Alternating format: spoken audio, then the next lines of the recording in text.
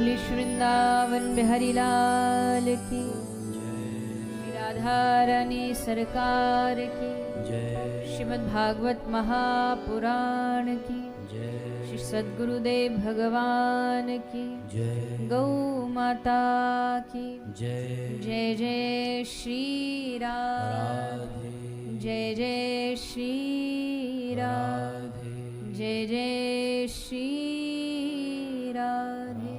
निताई गौर हरि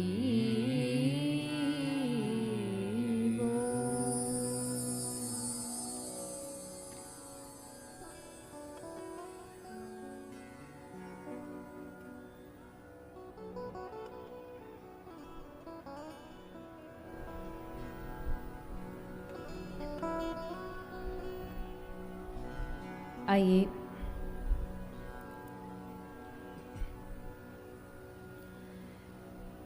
चित्सार सिंधु सर्वस्व भगवान श्री राधे गोविंद के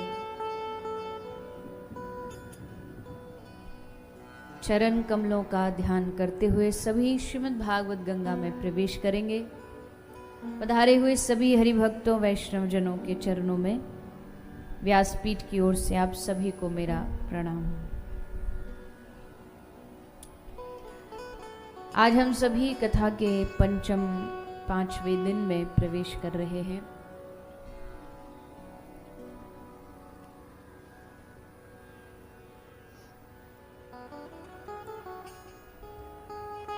जीवन में भगवान की कथा को श्रवण करने से कितना परिवर्तन आता है, कितना बदलाव आता है, और सत्संग की क्या आवश्यकता है, ये लगातार हम इन बीते दिनों में सुनते आ रहे हैं। और भागवत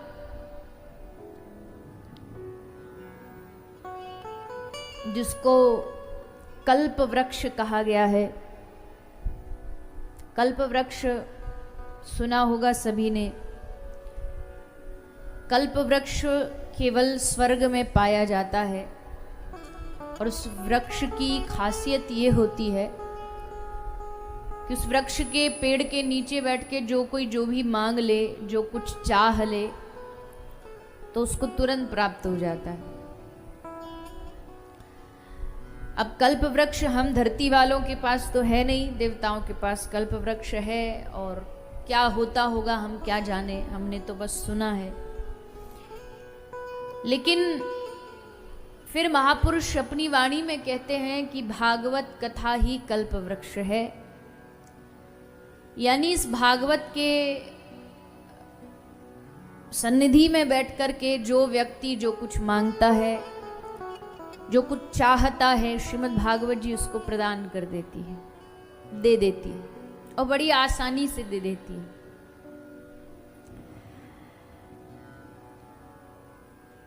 लेकिन जैसे किसी व्यक्ति जो बहुत बड़े पद पर बैठा हो और उसके पास बहुत सारा धन हो, संपत्ति हो, और वो तुमसे कह दे कि मेरे पास जो है उसमें से जो सबसे कीमती चीज तुमको चाहिए तुम मांग लो। वो कह रहा है सबसे कीमती चीज, कोई वस्तु, कोई चीज तुमको चाहिए, मांग लो। और अगर हम मौका मिलने के बाद भी अगर उससे 5 रुपया 10 रुपया मांगेंगे तो ये हमारी कमी है, हमारी नासमझी है, क्योंकि उसने तो खजाने खोल दिए हैं, तुमको जो चाहिए ले लो। तो ठीक वैसे ही भगवान भी भागवत के द्वारा अपने सारे द्वार खोल देते हैं और कहते हैं जो तुमको चाहिए मांग लो। मेरे पास कीमती से कीमती जो चीज है वो भी तुमको चाहिए तो मांग लो। लेकिन अगर हम कीमती चीज छोड़ करके छोटी मोटी चीज मांगेंगे तो भगवान को भी हंसी आएगी। इस व्यक्ति को मैंने मौका दिया सब कुछ मांगने का, और देखो क्या छोटी मोटी चीज मांग रहा है, 1 लाख 2 लाख रुपया, 1 करोड़ 2 करोड़ रुपया, बंगला गाड़ी। भगवान कह रहे सब कुछ जो चाहिए मांग लो, तो भगवान की झोली में सबसे कीमती चीज क्या है? बोले भगवान की झोली में सबसे कीमती चीज है भगवान की स्वयं की भक्ति, अनुराग, प्रेम। उससे कीमती कुछ नहीं हो सकता। ये बात आज समझे या सालों बाद समझे, बात समझ में तो, बुद्धि में तो एक ना एक दिन आएगी ही कि असल में जिसको हम संसार में सबसे ज्यादा सुख समझ रहे हैं वो परम सुख नहीं है। परम सुख होता तो एसी में बैठने वाले कभी चिंता में नहीं आते, टेंशन में नहीं आते, क्योंकि वहां तो परम सुख है। बढ़िया सोफा लगा है, नौकर है, तुरंत घंटी बजाओ, आ जाएंगे, सामने खड़े हो जाएंगे, जी हजूर कहिए क्या चाहिए। यानी अंततो गत्वा ये बात किसी ना किसी रूप में कभी ना कभी व्यक्ति को समझ आती है जो परम सुख है। आप बंदी कर दो बैकग्राउंड, यही बढ़िया चल रहा है। हाँ जी, रासलीला, अच्छा गोवर्धन पूजा, हाँ कल से ही चल रही है गोवर्धन पूजा। इंद्र देवता बड़े जोश में हैं, उत्साह में हैं, कुछ करके ही मानेंगे। खैर एक बात कहूं, पंडाल के बाहर पानी की बूंदें बरस रही है और इस पंडाल के भीतर भगवान की कथा रस की बूंदें टपक रही हैं। भीगना दोनों ही जगह है, बाहर भीग लो या यहाँ भीग लो, फर्क कोई नहीं। और बाहर वाले भीगने से थोड़ा बचता है इंसान, पर यहाँ जो भीग गया ना, भगवान की कथा के रस में जो भीग गया तो बन जाएगा जीवन। यहाँ बचने में आनंद नहीं है, भीगने में आनंद। बाहर जाते हो तो छाता लेके जाते हो ना, भीग ना जाए, बूंद ना पड़ जाए। पर यहाँ भगवान से कहो प्रभु भिगा दो, हमें अपने भक्ति के रस में भिगा दो, तरबतर कर दो। मैं हमेशा कहती हूँ कि और जगह जाओगे, स्विमिंग पूल में जाओगे, किसी तालाब में जाओगे, किसी नदी में जाओगे, तो वहाँ वार्निंग लिखी होती है कि ज़्यादा भीतर मत जाना, पानी बहुत गहरा है, डूब जाओगे, जा रहे हो चैन पकड़ के जाना, किनारे पर ही नहाना। पर ये जो भगवान की कथा की जो गंगा होती है, इस गंगा में वार्निंग ये नहीं दी जाती कि भीतर मत आना, डूब जाओगे। यहाँ ये कहा जाता है भीतर आओ और डूब जाओ, क्योंकि यहाँ किनारे पर बैठने वालों को कभी भगवान नहीं मिलते हैं, डूबने वालों को भगवान मिलते हैं। जो भगवान की कथा में डूबा वो पार उतरा। तैरने वाला यहाँ पार नहीं उतरता, किनारे पर डर के मारे बैठने वाला पार नहीं उतरता।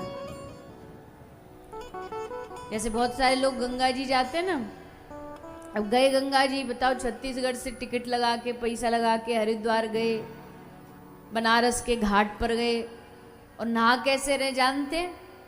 उस सिंडी पे बैठ के एक लोटा लेके, एक इधर एक इधर, एक इधर एक इधर, हर हर गंगे हर हर गंगे। ऐसे वालों को गंगा जी स्नान का आनंद नहीं आएगा। गंगा जी स्नान का आनंद तो तब है जब भीतर गंगा जी में घुसो, नाक बंद करो, फिर 4, 5, 10, 15 डुबकियां लगाओ, पूरा नक से लेके शिखा तक, चोटी तक सब गंगा जल में भीग जानी चाहिए, तब आनंद है। और डरे डरे सिंडी पे लोटा लोटा जल डाल करके नहाओगे तो काय का आनंद आएगा? तो यहाँ कथा में केवल छींटे मारने वाले को आनंद नहीं आएगा, कथा में जो डूबता है उसको आनंद आता, उसको रस आता है।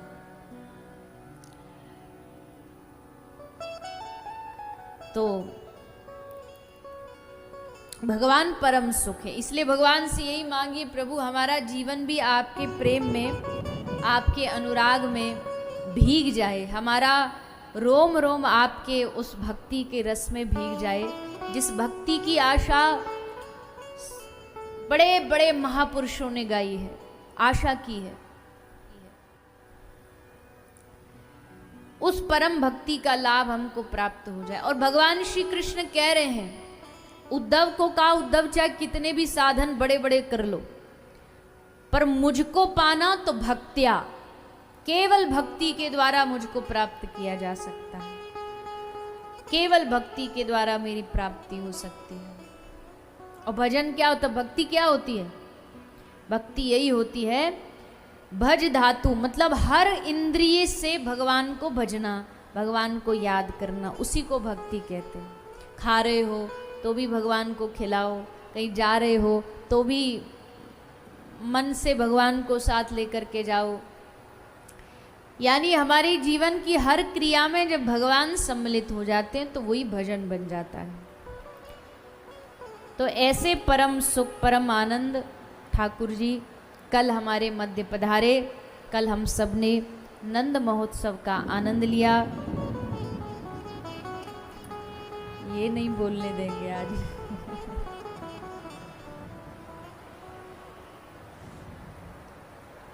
तो नंद महोत्सव का आनंद आया कि नहीं आया? कल किस किस को आया ना, जोर लगा के बताओ। तो सबको आया, चलो बढ़िया। नंद महोत्सव का आनंद, नंद महोत्सव का रस जो है वो बड़ा मंगलमय होता है, बड़ा आनंदकारी होता है। तो चलो, अब सुनेगी तो है नहीं मेरी आपको कुछ, इससे बढ़िया गा लो साथ में।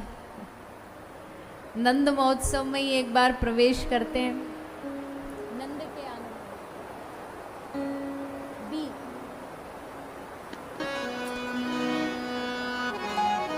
देखो, बारिश तेज है, आवाज आएगी नहीं, तो आवाज के लिए आप सब लोग को साथ देना पड़ेगा। जितनी आवाज यहाँ से आएगी उतनी आपकी भी आनी चाहिए। तो सब लोग गाइए साथ में।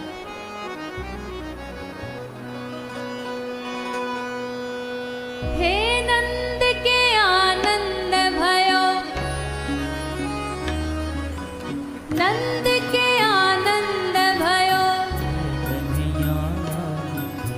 जय कन्हैया लाल की, मदन गोपाल की, जय कन्हैया लाल की, मदन गोपाल की, जय कन्हैया लाल की, मदन गोपाल की, जय कन्हैया लाल की, मदन गोपाल की। हे नंद के आनंद भयो, जय कन्हैया लाल की, नंद के आनंद भयो, जय कन्हैया लाल की। देखो ठाकुर जी आपके लिए देखो कितना बढ़िया एनवायरनमेंट बना रहे हैं। जब ठाकुर जी ये भये थे ना, तो महाराज इससे भी धूम धड़ाका से बारिश हुई थी, ऐसी रिमझिम बारिश हुई। तो आप सबको तो सोचने की भी जरूरत नहीं कि कैसा माहौल बना होगा, ऐसा ही माहौल था, घनघोर अंधेरा, मंद सुगंधित वायु, और उस जल में भीगते भीगते श्री वसुदेव जी लाला को टोकरी में बिठा करके गोकुल की ओर ले जा रहे हैं। सारे ब्रह्मांड में खुशी छाई हुई है। आहा, लाल जी पधारे हैं, नंद नंदन पधारे हैं। और जी उस नंद नंदन को शेषनाग पर लेटे तो हमेशा देखा है, पर आज पहली बार उस भगवान को बालक बनकर के पलना में झूलते हुए देखेंगे। छोटा सा बालक, खिलखिलाता मुस्कुराता बालक, कितना आनंद आएगा। तो उसी रूप का दर्शन करो, उसी भाव का दर्शन करो, उस चित्र का चित्रण अपने मन में करो और भाव से गाओ।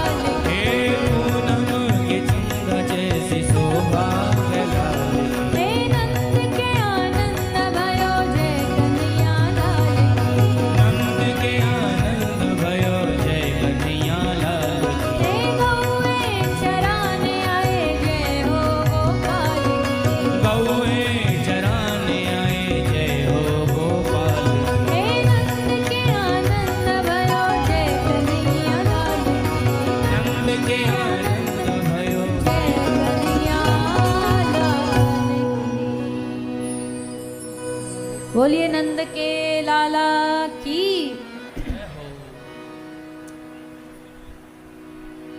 तो आज कौन को जन्म भयो है?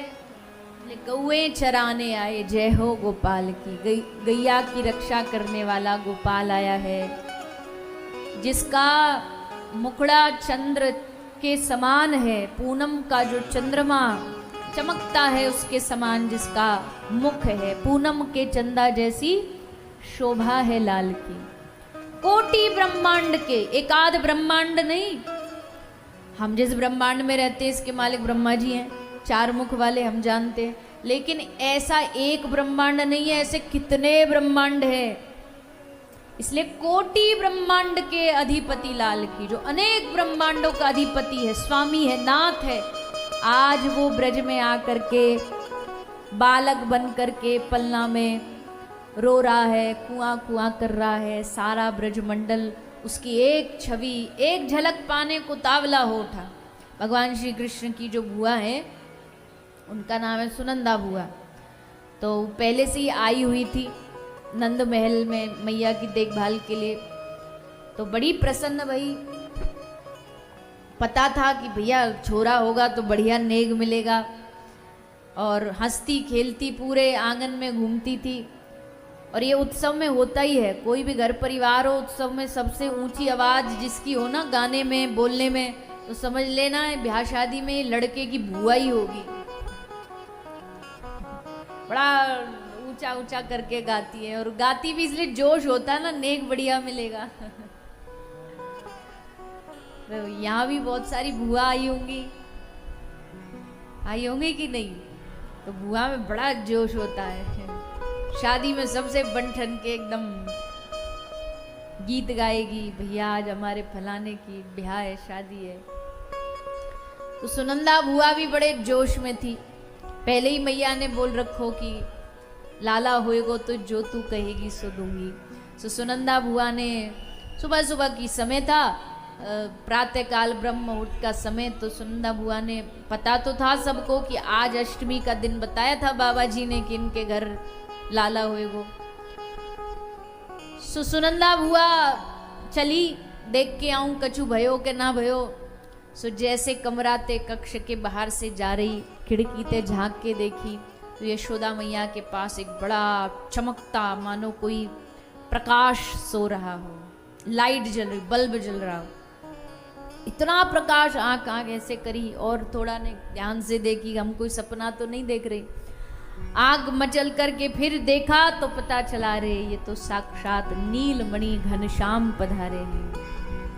बस बुआ सुनंदा एकदम आनंद में डूबी, और पहले तो थाली बजाई, सबरे ब्रज में हल्ला मचाया, सबको बधाई बधाई हो, मैया के लाला भयो है, बाबा के लाला भयो है। और फिर भागी भागी बाबा के ढोरे गई। बाबा गौशाला में बैठे, नंद बाबा गौशाला में बैठे बैठे, ब्रह्म मुहूर्त का समय था, सुबह के 4-5 बज रहे थे, आंख बंद करके एकदम ऐसे ध्यान मग्न। सुबह सुबह ब्रह्म मुहूर्त में ध्यान करते थे बाबा। पर आज पता नहीं क्या हुआ, पहली बार कि ध्यान करते करते बाबा की आंख लग गई, नींद आ गई। बाबा कभी सोते नहीं सुबह सुबह ब्रह्म मुहूर्त, पर आज आंख लग गई। और जैसे आंख लगी तो एक सपना देखा। और सपना क्या दिखा? सपना दिखा बाबा को कि एक छोटा सा नन्हा सा प्यारा सा लाडला सा एक पुत्र उनकी गोद में सो रहा है। और सो ही नहीं रहा, खूब उधम मचा रहा है। ठाकुर जी ने तो आते ही अपना उधम दिखाना चालू कर दिया। उधम मचा रहा है, कभी बाबा की दाढ़ी खींच रहा है, कभी बाबा के बाल खींच रहा है, हंसता है, कभी जोर जोर से रोता। बाबा देख देख के प्रसन्न हो रहे हैं। और तभी सपने में उस बालक ने बाबा की दाढ़ी पकड़ के जोर से खींच दी, और जैसे जोर से दाढ़ी खींची सोई बाबा की नींद खुल गई, सपना टूट गया। अब तो बाबा बड़े उदास हो गए। अरे राम राम राम, कितना बढ़िया सपना चल रहा था। और नंद बाबा अपने ही आप से कह रहे, थोड़ी देर दाढ़ी और नहीं खिंचवा सकता था तू? कम से कम सपना तो ना टूटता, इतना बढ़िया सपना टूट गया। तभी बुआ भागी भागी आई, जोर से चिल्लाती, बाबा, ओ बाबा। बाबा ने कही कहा भयो ऐसे राजधानी एक्सप्रेस की तरह भागी भागी आ रही है, कौन सी खबर लाई है? ए बाबा ऐसी खबर लाई हूं न कभी भूत भविष्य वर्तमान कभी तुमने सुनी ना होगी। अरे पर बाबरी भयो कहा? बोले बाबा आज जन्मों जन्मों के तुम्हारे भाग्य उदय है गए। कैसे उदय हो गए? ले बाबा बधाई हो, तुम्हारे घर लाला भयो है, तुम्हारे घर कृष्णचंद्र को प्रागट्य भयो है। जैसे बाबा ने सुनी, बाबा तो महाराज आनंद में ठुमका लगाने लगे, नाचने लगे। सपना पूरा हो गया। अभी तक तो सपना ही देख रहे थे कि बाल गोपाल हमारी गोदी में सोया है, पर अब तो वो सपना साकार हो गया। बड़े प्रसन्न हुए बाबा, आनंदित हुए। घर गए, पहले यमुना जी गए, यमुना स्नान किया, बढ़िया धोती नई नई बांधी, कपड़ा वस्त्र धारण किए, गले में माला पहनी, माथे पे बढ़िया चंदन लगाया और फिर गए नंद महल। नंद महल गए तो देखा पूरा भीड़ लगी हुई है। अब नंद बाबा खुद अपने ही घर में, बेचारे नंद बाबा को खुद को ही एंट्री नहीं मिल रही। जैसे तैसे ग्वालन ने कही अरे भैया हटो ने, बाबा को तो जान दो, भीतर दर्शन करन दो। तो सबको हटा के बाबा भीतर गए और भीतर जाकर के देख रहे हैं यशोदा मैया की गोद में बैठे बैठे लाला लाल जी बड़ा सुंदर मुस्कुरा रहे हैं और बाबा की आंखों में आंसू है कि जन्मों से जिनको पाने का प्रयास किया। कोई आपको क्या लगता है नंद यशोदा का कोई अचानक से भाग्य खुल गया कि उनके घर भगवान आ गए? कितने जन्म, कितने कितने जन्म उन्होंने भगवान को भजा, तब जाके भगवान पुत्र बन के यहाँ आए। आज जब वो सुंदर आनंद प्राप्त हुआ तो यशोदा और नंद अपने भाव को रोक न पाए, आंख से खूब अश्रु बहे। लाला को देख देख करके खूब आनंद में, खुशी में रोते जा रहे हैं, आनंदित होते जा रहे हैं। गोपियां आ रही हैं, ग्वाल आ रहे हैं। बोले बाबा बस रोते ही रहोगे, कुछ दोगे भी बधाई में? बाबा बोले कहा चाहिए तुमको, बताओ। अब देखो हम तो टॉफी चॉकलेट बांटते हैं, नंद बाबा ने क्या बांटा बधाई में? बोलो। अरे रोज तो कल भी गाया, आज भी गाया, नंद के आनंद भयो जय कन्हैया लाल की। हाथी दिए घोड़ा दिए और दीनी पालकी। हाथी घोड़ा गाय, बाबा ने 2 लाख गाय दान करी, वो भी ऐसी वैसी नहीं करी। धेनुनाम न्युते प्रादात विप्रलेभ्य समलंकृते, श्रृंगार करके गायों की पहले तो सींगों को बढ़िया चांदी से मड़वाया, फिर गाय के खुरों में बढ़िया चांदी का खुर बनवाए, वस्त्र पहनाए, उनको सुंदर श्रृंगार किया, तब गाय दान करी, स्वर्ण दान किया और इतना कुछ बधाई में दिया कि कोई शब्दों में बता नहीं सकता। मानो ये कह सकते हो कि कुबेर का भंडार आज खुल गया। सब तिजोरी उजोरी की चाबी खोल के बाबा ने चाबी फेंक दी कि कहीं देते देते मन में कोई लालच ना आ जाए, लोभ ना आ जाए, भैया ज़्यादा दे रहे हैं, कहीं तिजोरी बंद करने का मन करे, इसलिए चाबी फेंक दी। या हमें चाहिए ही नहीं, हमें आवश्यकता ही नहीं इसकी। ऐसा अद्भुत आनंद ब्रज में नंद महोत्सव में खूब बरसा। सब आकर के प्रभु के स्वरूप का दर्शन करते हैं। अब देखो उत्सव तो ये बहुत, उत्सव की कथा भी बहुत अद्भुत है, लंबी है, पर समय अनुसार आगे की लाला की लीला वो भी हम सब श्रवण करेंगे। तो श्री ठाकुर जी के 4 दिन की अवस्था में भगवान का दर्शन करने के लिए कैलाश से कौन पधारे? कौन पधारे? तो बोलो ना जोर से फिर। भगवान श्री शंकर पधारे हैं, भोलेनाथ पधारे हैं। भोलेनाथ को पता लगा कि भैया लाला का प्रागट्य भैया, हम जाएं दर्शन करने, तो तैयार हो गए जाने के लिए। पार्वती जी ने जैसे तैयार हुए, भोलेनाथ जी निकलने ही वाले थे, पार्वती जी ने कहा कि नाथ कहाँ जा रहे हो? मैयाओं का स्वभाव होता है ना कि पति जब बन ठन के एकदम तैयार होकर निकलने ही वाला होता है तब जरूर टोकती हैं। वो बढ़िया वो टाई वाई लगा के जा रहा होगा और जाते जाते बोले अजी सुनते हो 2 किलो आलू ले आना। तो कहता तुझे दिखता मैं आलू जैसे लेने जा रहा हूँ क्या, कहीं मार्केट में जा रहा हूँ।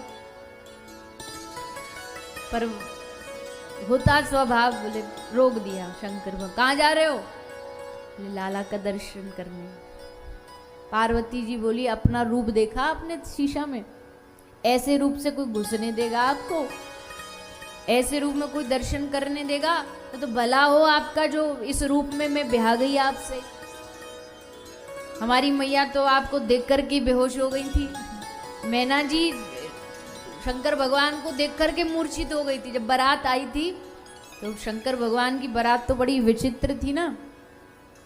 कोई मुखहीन, किसी के मुंह ही नहीं है, कोई विपुल मुख, किसी के 10-10 मुंह हैं, किसी के पांव ही नहीं, किसी का धड़ ही नहीं है, सर ही नहीं है, धड़े धड़ चला आ रहा है। अब जब शंकर जी की बारात से पहले देवताओं की बारात थी, मतलब देवता आगे आगे चल रहे थे और शंकर भगवान अकेले पीछे पीछे आ रहे थे अपनी बारात के संग। तो मैना जी सास जो है भगवान की, वो थाली लेके खड़ी थी, दामाद जी आ रहे हैं, दामाद जी का स्वागत करेंगे, आरती करेंगे। तो सबसे पहले वो बारात में दिखे इंद्र देवता। मैना जी एकदम तैयार, थाली ले आ गए दामाद जी आ गए। नारद जी साइड में खड़े थे। नारद जी बोले नहीं देवी, ये नहीं है आपके दामाद जी। अरे ऐसे आपके दामाद जी? ऐसे लोग तो आपके दामाद जी के पानी भरते हैं।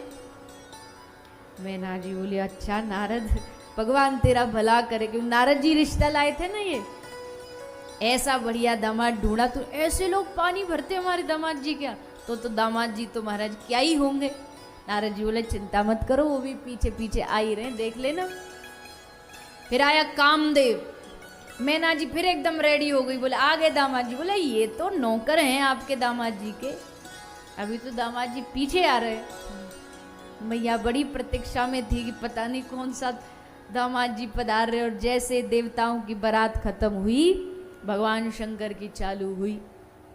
उड़ते उड़ते बाराती, अब भूत प्रेत तो भैया कुछ भी कर सकते ना। उड़ते उड़ते बाराती आ रहे हैं, कोई 10-10 आंख वाला आ रहा है। अब तो मैया करने हार्ट बीट बढ़ी कि नारद जी ये दामाद जी कहाँ हैं? वो देखो सबसे पीछे नंदी पे जो उल्टा बैठा है, वही आपका दामाद है। अब जैसे जैसे दामाद जी नजदीक पधारे और उतर के आए सामने, और मैया ने जैसे देखा, अब तक तो नारद जी साइड में खड़े थे, पर जैसे दामाद जी की एंट्री हुई गायब, कि अब हमको छोड़ा नहीं जाएगा। अब जैसे भगवान शंकर को देखा तो मैया तो हाथ से थाली गिर गई, बेहोश हो गई। शंकर भगवान अपनी साइड में जो सबरे गण खड़े हैं उनसे पूछ रहे हैं ये देवी कौन है जो बेहोश हो गई है? ये देवी नहीं, आपकी सासू माँ है। फिर ये काय को देख, बोले प्रभु आपका रूप ही ऐसा है कि बड़े बड़े देख करके घबरा जाए। जैसे तैसे मैया को जगाया, मैना जी की आंख खुली, और आंख खुलते ही उन्होंने एक ही बात कही, ये बताओ नारद कहाँ है? उसको लाओ ढूंढ करके। बड़े बड़े उसने बातें करी थी। जैसे होता है ना बीच में कोई शादी कराने वाला होता है, तो फिर शादी कराने वाला तो भैया बड़े गुणगान गाता, लड़की अरे गाय है गाय। अब वो इतना तो बता देता गाय है, पर शादी के बाद पता चलता सींग मारने वाली गाय है। तो वो जो बीच वाला है उसको बुलाओ। तो नारद जी आए, और फिर नारद जी ने बड़ा प्रेम से समझाया, बताया, भगवान शंकर की महिमा बताई। और तब मैना जी और हिमालय का जो चिंता है वो शांत हुई कि ये कोई साधारण नहीं है, ये जगत पिता है, ये जगत नियंता है, बाहरी स्वरूप से नहीं, इनकी करुणा को देखो। तो महाराज माता पार्वती जी शंकर भगवान से कह रही हैं जा रहे हो लाला के दर्शन करने? ऐसे कोई दर्शन नहीं कराएगा, रूप बदलो। अब वैसे तो शंकर भगवान बदलते नहीं, पर आज कहीं लाल जी के दर्शन से वंचित ना रह जाऊं इस रूप के कारण, डर के मारे अपना स्वरूप बदलने लगे। जटा खोल ली, सब पूरे सब गले से उतारने लगे। तब गले में पड़ा एक सर्प। जरा शंकर भगवान से बोला कि हे स्वामी आपकी आज्ञा हो तो कुछ निवेदन करूं? भगवान बोले बोल।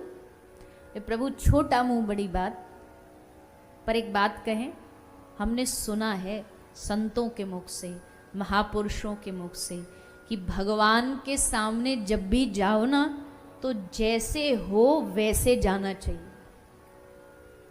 ज्यादा बन-ठन के बदलाव करके नहीं जाना चाहिए कि भीतर कुछ है और बाहर भगवान के सामने बड़ा बन-ठन के चले गए। अजी जैसे हम हैं दर्शन देना तो ऐसे ही देना पड़ेगा। अब डॉक्टर के पास कोई जाए, डॉक्टर तो इलाज करता है, अब डॉक्टर के पास पहले मरीज जैसा होगा तब तो डॉक्टर को लगेगा ये बीमार है, और बढ़िया अपना बन ठन के बढ़िया कपड़ा पहन के मेकअप वेकअप करके जाएगा, डॉक्टर बोलेगा इसको बीमारी कहाँ है, ये तो खूब बन ठन के आया है। जैसे हो, और डॉक्टर से कभी भी रोग छुपाना नहीं चाहिए। जो रोग है तुरंत बता दो, सही सही बता दो, तभी वो ठीक करेगा। तो भगवान के सामने भी कभी भी दिखावा करके, स्वरूप बदल करके या अपने आप को बड़ा धर्मात्मा साबित करके नहीं जाना चाहिए। जैसे है वैसे चले जाओ। जैसे सर्प ने बात कही, भगवान शंकर बोले अब बोली तूने पते की बात, हम पार्वती की बात में एक फिसल गए थे, लो फिर से गले में सांप डाल लिए, जटा बांध ली, हम जैसे वैसे ही जाएंगे, जिसको दर्शन कराना कराओ, नहीं कराना मत कराओ। कह के भगवान शंकर चल पड़े ब्रज की ओर। ब्रज की ओर डमरू बजाते बजाते भय शंकर भगवान पहुंचे हैं। और जैसे ब्रज में पहुंचे, पहले तो सबरे ब्रज के बालक भगवान शंकर के पीछे पीछे हल्ला दे दी, अरे भैया कौन आया सर्प सपूरे वाला। जैसे तैसे उनसे बच बच्चू के आगे पहुंचे, नंद महल जाकर के आवाज लगाई, अलख निरंजन अलख निरंजन। यशोदा मैया कान में जैसे गई ना, कोई साधु आया बड़ी खुश हो गई। कोई घर में संत आता तो मैया बड़ी राजी हो जाती कि घर में कोई साधु आया है। सोची सेवा करूंगी, भोग लगाऊंगी, भोजन कराऊंगी। पर जैसे मैया बाहर आई और देखा भगवान शंकर को, तो मैया तो वहीं खड़ी खड़ी कांपने लगी। ये कौन से बाबा जी पधारे हैं आज, बागंबर लपेटे भये, भस्म लगाए भये, गले में सांप, हाथ में सांप, कान में सर्प, न जाने हर जगह ओगड़ रूप धारण करके। मैया डर गई। बाबा जी क्या लोगे आप? बाबा जी बोले मैया हम कोई तो से कोई धन मांगने नहीं आए, पैसा रुपया मांगने नहीं आए। तो फिर बाबा जी क्या लोगे आप? बोले हमको अपने लाला के दर्शन करवा दे। मैया बोली राम राम राम राम प्रभु, ये क्या मांग लिया आपने? ये तो बाबा आपकी इच्छा पूरी नहीं हो सकती। बोले क्यों नहीं हो सकती, ऐसी क्या कमी हमें? बोले बाबा कमी तो कछु ना है, पर मो 80 वर्ष की डोकरी अम्माएं तो देख के डर लग रहे हो, तो मेरो बालक तो 4 दिन को है, तो ये देख के कांप जाएगा एकदम। मैं नहीं दर्शन कराऊंगी। कह के मैया भीतर चली गई। दोनों में ठन गई। आज यशोदा मैया और भगवान शंकर दोनों में ठन गई कि हम दर्शन करके जाएंगे, और मैया कह रही मैं दर्शन नहीं कराऊंगी। फंस गए बीच में कन्हैया, क्या करे?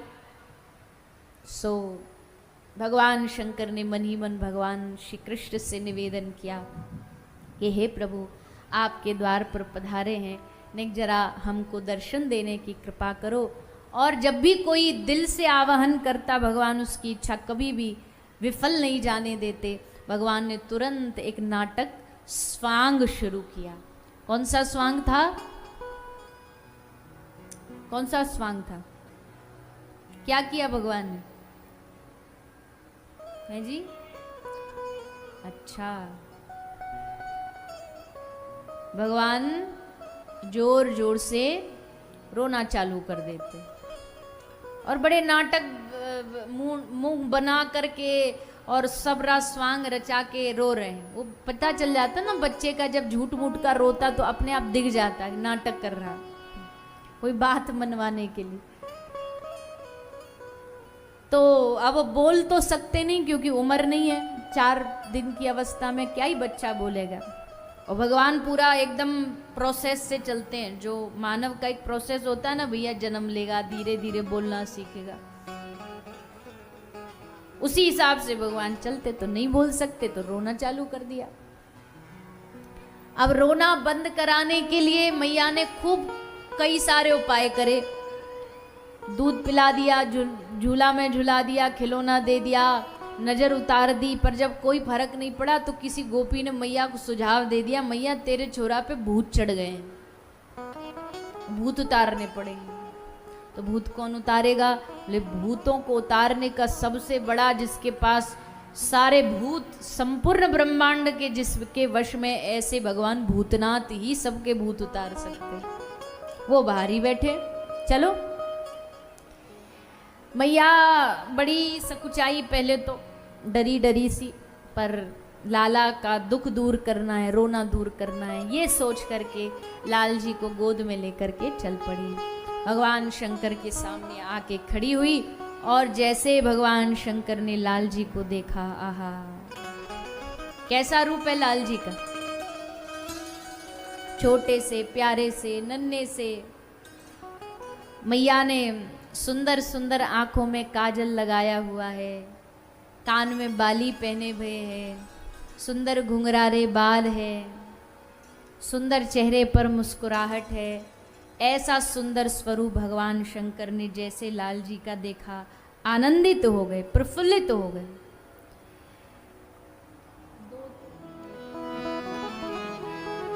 ये अधरों पे मुरली धारे हुए हैं, मेरे मन में, मेरे मन को भाए हुए हैं। मधुर मुस्काना और मुरली बजाना,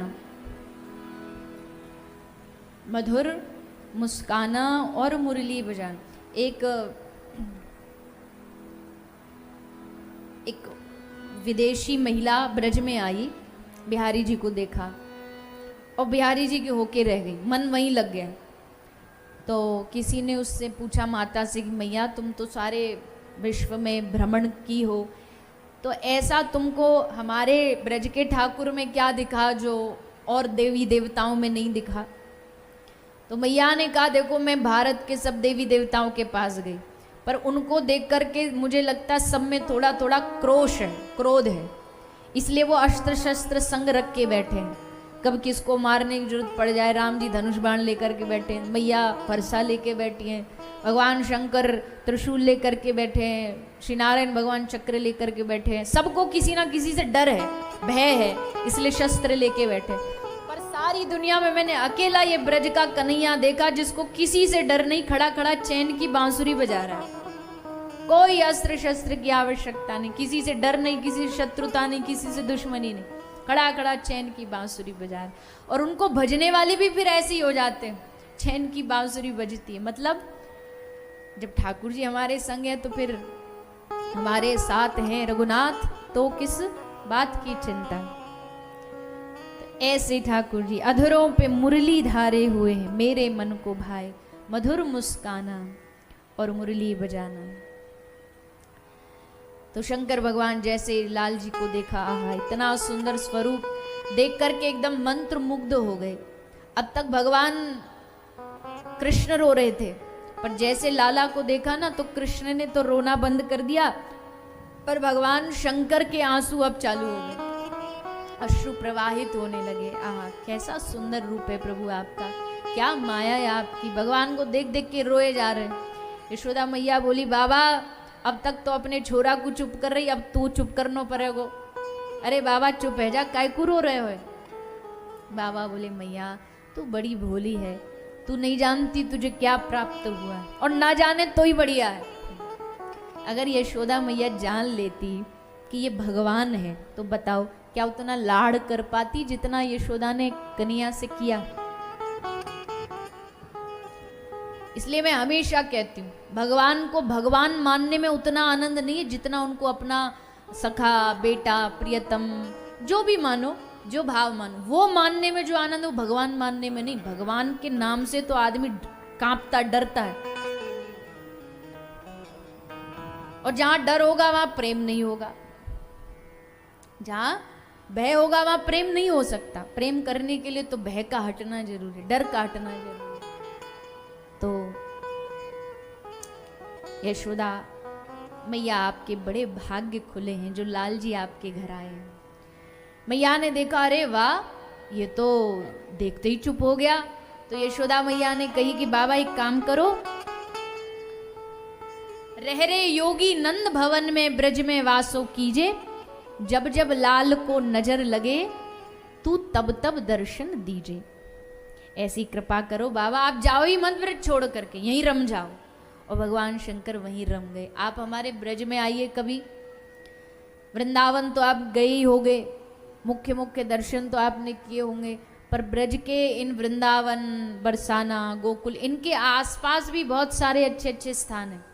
84 कोस का जो ब्रज है, वहाँ भगवान शंकर कहीं कामेश्वर रूप में विराजमान है, कहीं चक्रेश्वर, कहीं भूतेश्वर, लक्ष्मी जी ब्रज में विराजमान है, शनि देवता ब्रज में विराजमान है।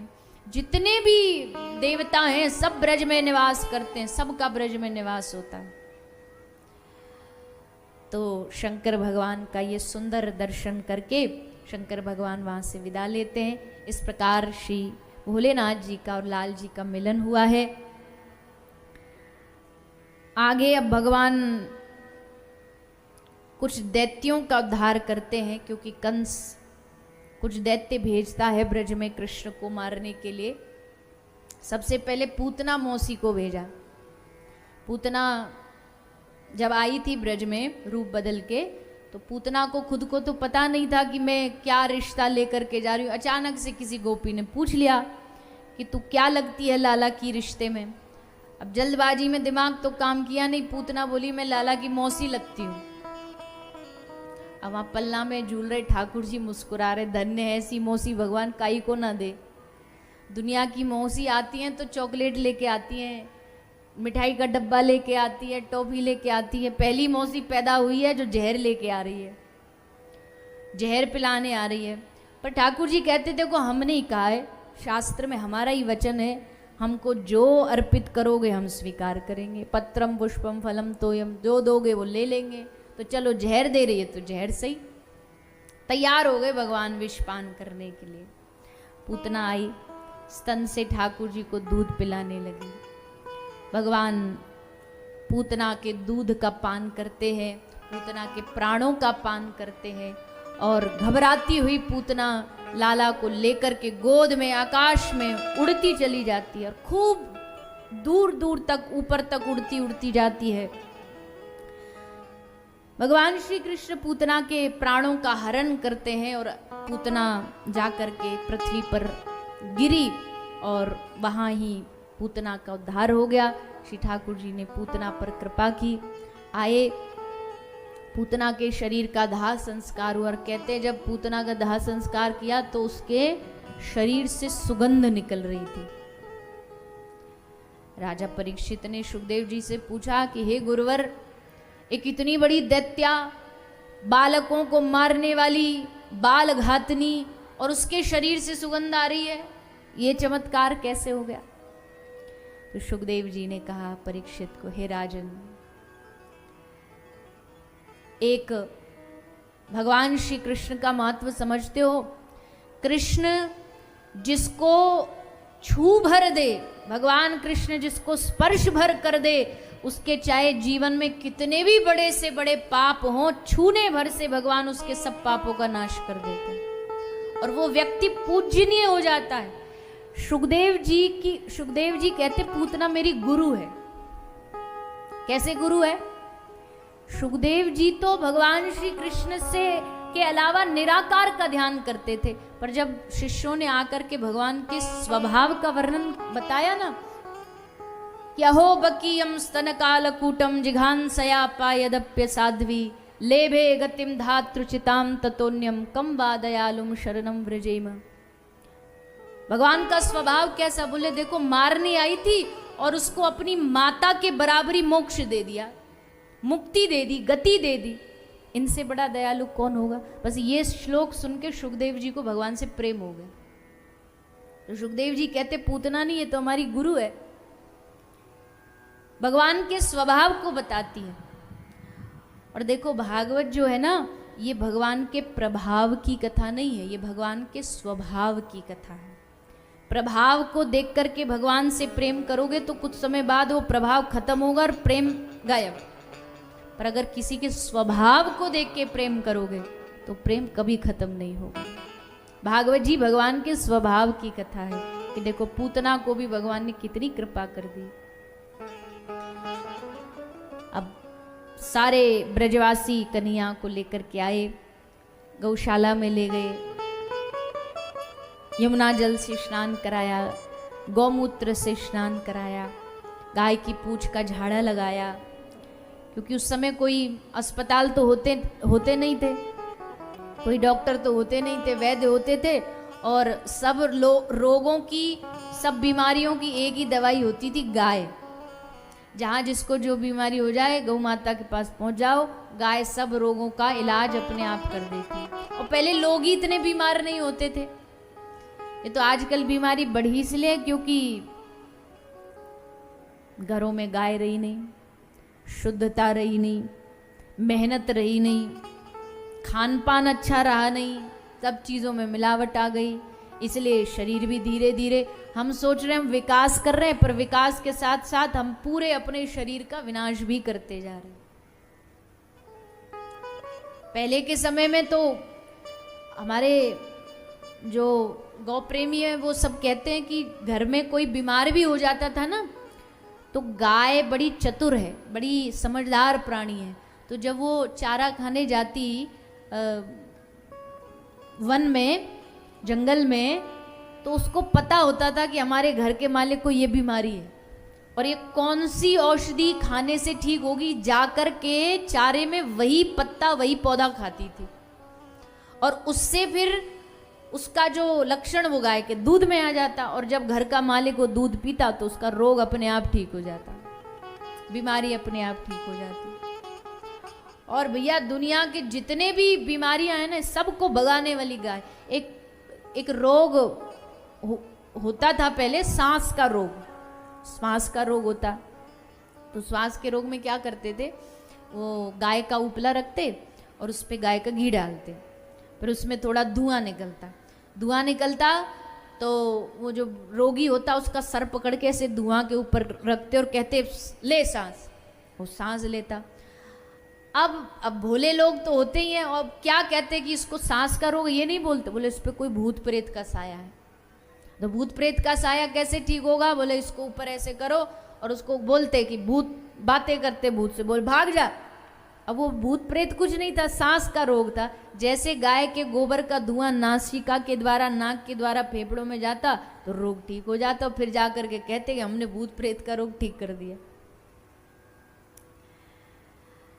आधे से ज्यादा तो वातावरण की शुद्धि हमारे विश्व की तभी हो जाएगी जब हम गाय के गोबर के उपलों से हवन इत्यादि करना चालू कर देंगे।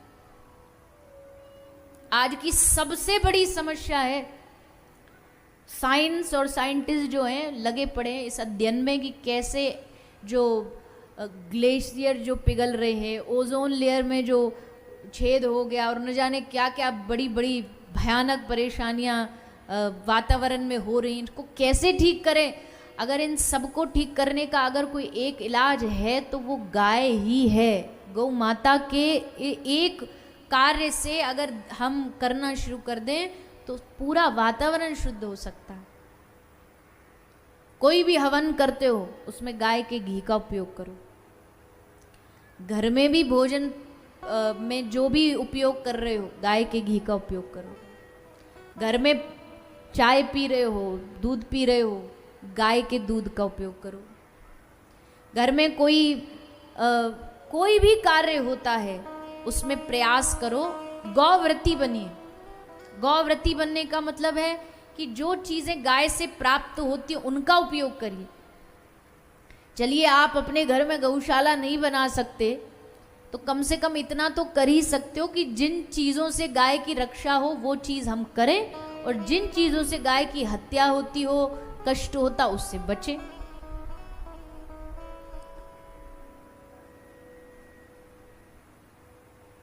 तो भूत भविष्य सबका समाधान गाय पर क्या करें। हम भारतीयों की एक कमी ये है कि जब हमारे हाथ से सब समय निकल जाता है ना, तब हमें याद आता है, तब हमें समझ आता है। मुझे देख के बड़ा आश्चर्य हुआ, एक दिन अखबार में लिखा था कि भारत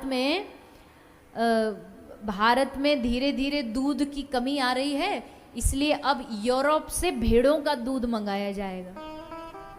लो जी, हद हो गई। जिस सारी दुनिया को जिस भारत देश ने शुद्ध भोजन करना सिखाया, आहार की शुद्धि, अब वो देश यूरोप से भेड़ों का दूध मंगवाएगा, भेड़ों का दूध पिएंगे। और पहले से ऑलरेडी इतनी भेड़ चाल चलते और भेड़ों का दूध पी पी के और भेड़ चाल चलेंगे, विदेशों की फिर कॉपी मारेंगे। अभी हमारे पास जो है उसकी पहचान को समझिए, उसकी पहचान को समझिए।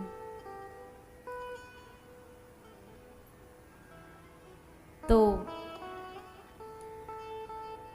श्री ठाकुर जी को गौशाला ले जाया गया और स्नान कराया गया।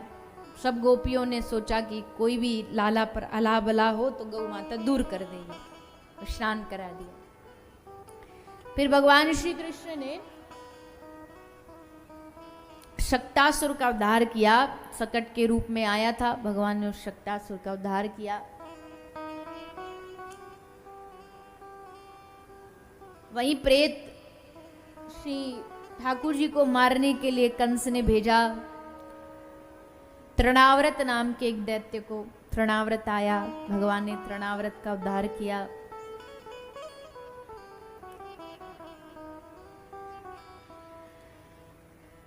पूज्य महाराज श्री हम सबके मध्य पधारे, आपको कोटि कोटि प्रणाम। अभी गौ माता की बात चल रही थी और आज आप श्री के दर्शन और आपके द्वारा जो संचालित गौशाला है उसमें जाने का अवसर प्राप्त हुआ। वहाँ गौ माता की सेवा भी की, चारा इत्यादि सब यजमान परिवार सब गए थे और पूज्य महाराज श्री का आशीर्वाद भी प्राप्त हुआ। तो पूज्य महाराज श्री पधारे, आपको कोटि कोटि प्रणाम। तो श्री लाल जी ने उद्धार किया तृणाव्रत का, सक्तासुर का। फिर प्रभु का नामकरण हुआ श्री गर्ग महर्षि के द्वारा। श्री गर्गाचार्य जी वैसे तो यदुवंशियों के कुल गुरु थे, पर नंद बाबा का मन हुआ एक दिन जब आप प्रभु आप पधारे ही हो तो आप हमारे लाला का और रोहिणी के लाला का नामकरण कर दो। तो भगवान का नामकरण किया गया, कृष्ण नाम रखा गया, और भी अनेक नाम रखे गए, पर मुख्य नाम श्री कृष्ण भगवान का रखा गया। फिर धीरे धीरे ठाकुर जी की लीलाएं आगे बढ़ती हैं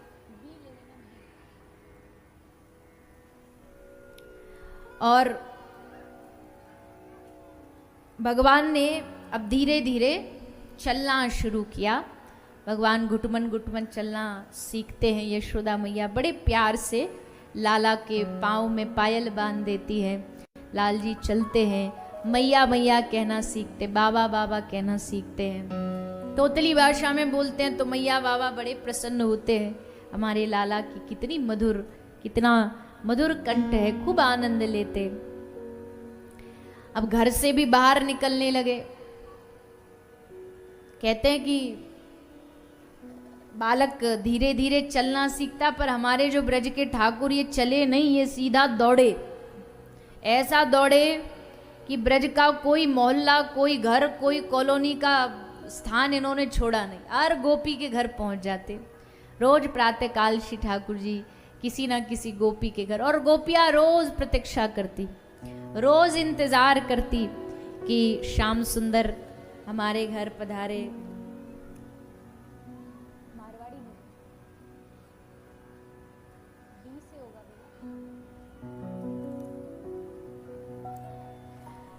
तो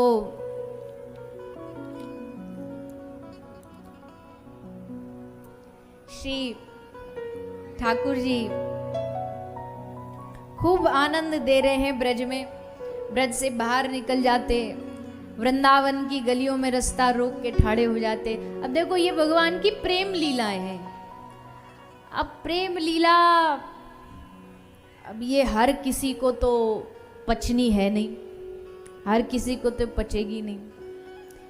हमारे ब्रज में कहते हैं कृष्ण दिमाग में नहीं, कृष्ण दिल में आते हैं। तर्क वालों के बुद्धि में कभी कृष्ण नहीं आएंगे। तर्क वाले तो सारा जीवन में तर्क ही करते रह जाएंगे। कन्हैया ने ये क्यों किया, कृष्ण ने ये क्यों किया, कृष्ण ने वो क्यों किया।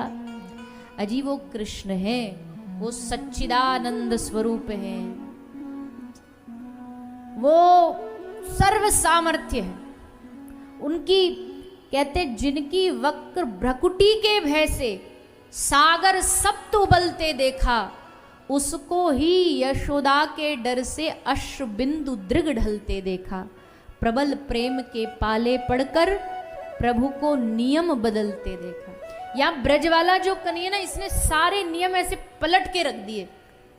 किसी की है हिम्मत भगवान के सामने ऊंची आवाज में बात कर सके, लेकिन ब्रज का कन्हैया मनसुख कह रहा घोड़ा बन, तेरी चिड्डी तेरे कमर पे पीठ पे बैठ के चिड्डी खाएंगे, बन गए तुरंत।